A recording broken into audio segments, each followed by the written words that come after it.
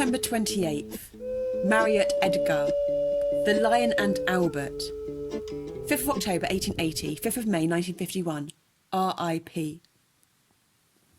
George Marriott Edgar, known professionally without his first name, was an actor, comedian, script writer and poet who hailed from an old established theatrical family. Following on in his ancestors' footsteps, or rather heels, Edgar first rose to prominence playing pantomime dames and toured his act around the globe. In 1929, he had a career-defining meeting with the famous comic actor Stanley Holloway, with whom he went to Hollywood and worked as a monologue writer. One such was this funny narrative poem, which was performed by Holloway with words and music composed by Edgar. Despite his success around the world, Edgar filled his poem with Lancastrian allusions that hark back to his family's roots.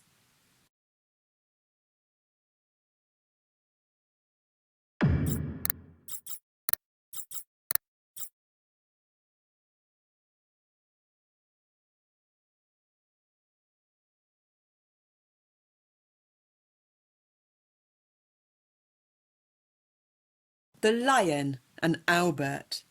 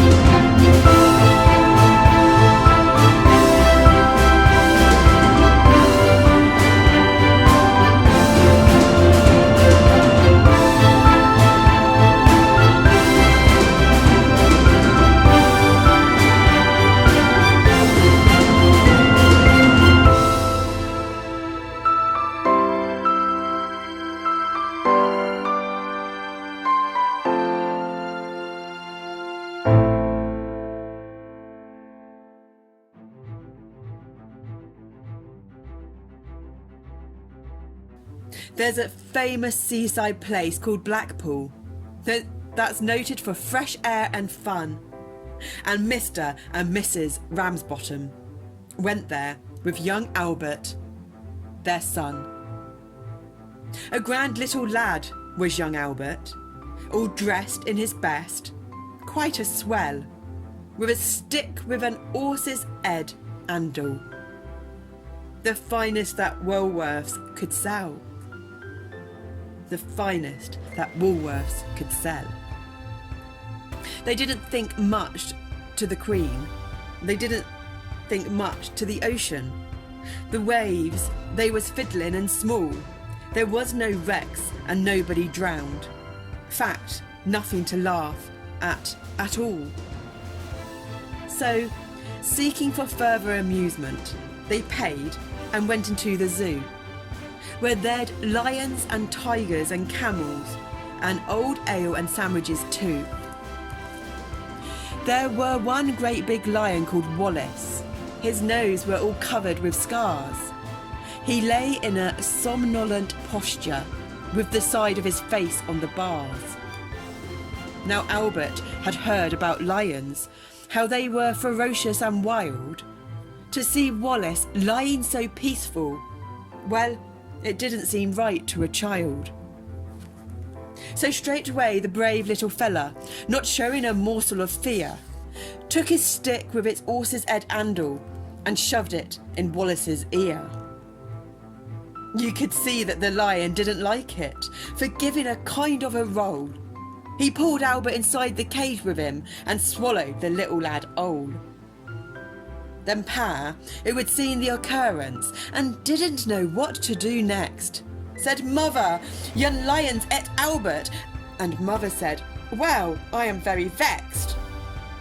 Then Mr. and Mrs. Ramsbottom, quite rightly, when all said and done, complained to the animal keeper that the lion had eaten their son. The keeper was quite nice about it. He said, "What a nasty mishap. Are you sure that it's your boys he eaten?" Pa said, "I'm sure. That's his cap. There's his cap." The manager had to be sent for. He came and he said, "What's to do?" Pa said, "Yon lions ate Albert, and I'm in his Sunday clothes too." Then Mother said, Right, young fella, I think it's a shame and a sin for a lion to go and eat Albert and after we've paid to come in." The manager wanted no trouble. He took out his purse right away, saying, "How much to settle the matter?" And Pa said, "What do you usually pay?" But Mother had turned a bit awkward when she thought where her Albert had gone. She said, "No, someone's got to be summonsed." So that was decided upon. Then off they went to the police station in front of the magistrate chap. They told what happened to Albert and proved it by showing his cap.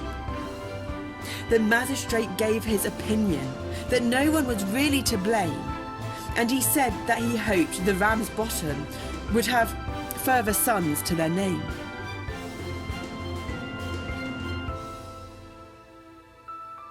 At that, Mother got proper blazing.